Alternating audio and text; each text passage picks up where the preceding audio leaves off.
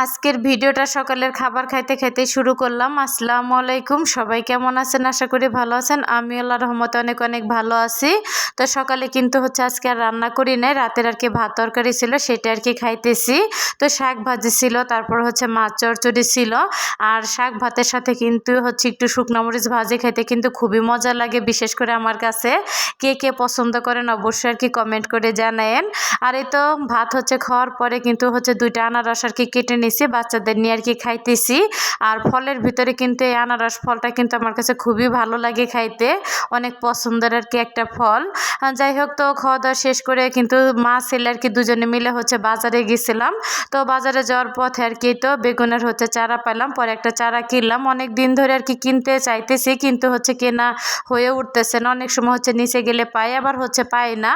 আর যেহেতু আমার ব্যালকনিতে মোটামুটি অনেকটা রোদ পায়, তারপরে এক্সট্রা একটু মাটি আছে, তো ভাবলাম একটা গাছ কিনে নিয়ে যাই। তো আল্লাহ যা করে আর এই তো আলু কিনছি, তারপর পেঁয়াজ কিনছি, আর কলা কিনছি, আর একটা মুরগিও কিনছি। তো মুরগি এবং ডাউল রান্না করব।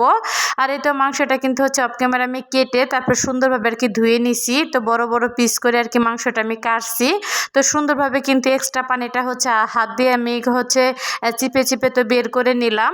তারপরে যে হলুদ মরিচ আর বেশ কিছুটা পরিমাণ লবণ দিয়ে তো মেখে কিন্তু আমি অনেকক্ষণ রাখবো। যেহেতু মুরগির মাংসটা বড় বড় পিস করে কাটছি, তো মশলা দিয়ে মেখে রাখলে সুন্দরভাবে মশলাটা তো মুরগির মাংসের ভিতরে ঢুকবে। তো যখন মুরগির মাংসটা আমি কাটতেছিলাম, তখন ডাউলটা বসাই দিছি। যেহেতু মুরগির মাংস রান্না করতেছি, সাথে তো একটু ডাউল থাকতে হবে, না হলে কিন্তু খাওয়া দাওয়া একদমই অসম্পূর্ণ থেকে যাবে। যাই হোক, তো ডাউলে কিন্তু সুন্দর করে বাঘাটা আমি দিয়ে নিছি। আর মাংসটা কিন্তু অফ ক্যামেরা অর্ধেকটা আমি ভেজে নিছি, আর অর্ধেকটা কিন্তু আমি ভেজে নিতেছি এখন। আর মাংস যখন আমি ভাজতেছিলাম, প্রচুর পরিমাণে তেল ছিটতেছিল। আমি মনে হয় যে মাংসটা তেলের উপরে দিয়ে রান্নাঘরের বাইরে টুল নিয়ে বসেছিলাম, কারণ এই তেলটা শরীরে লাগলে কিন্তু নগদ ফোসকা পড়ে যায়। যাই হোক, তো মাংসটা কিন্তু ভাজা হয়ে গেলেও ওই মাংসর ভাজা তেল দিয়ে কিন্তু মুরগির মাংসটা আমি রান্না করব। আর তেলটা দেওয়ার পরে কিন্তু গোলমরিচ, তারপর গরম মশলা, তেজপাতা দিয়েছিলাম। তারপরে কিন্তু ভেজে রাখা আলুটাও দেওয়া হয়েছে। আর আজকে কিন্তু রান্না করব বাটা পেঁয়াজ দিয়ে। আর বাটা পেঁয়াজ দিয়ে কিন্তু তরকারি রান্না করতে গেলে কিন্তু অনেকক্ষণ অবধি মশলাটা কষাইতে হয়, না হলে কিন্তু খেতে তেমন মজা লাগে না। যাই হোক, তো আমি কিন্তু অনেকক্ষণ অবধি মশলাটা কষিয়ে নিছি। তারপরে কিন্তু এই তো ভেজে রাখা মাংসগুলি দিয়ে দিলাম।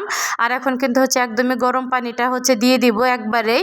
আর যেহেতু মাংসটা ভাজা, তারপরে সুন্দরভাবে কিন্তু মশলাটা মাংসের ভিতরে ঢুকছে। তো এখন কিন্তু কিছুটা কাঁচামরিচ দিয়ে একদম এই পানিটা শুকানো অবধি আমি রান্না করে নেব। সাথে যেহেতু ডাউল আছে, এর জন্য ঝোল তেমন রাখি নাই আমি।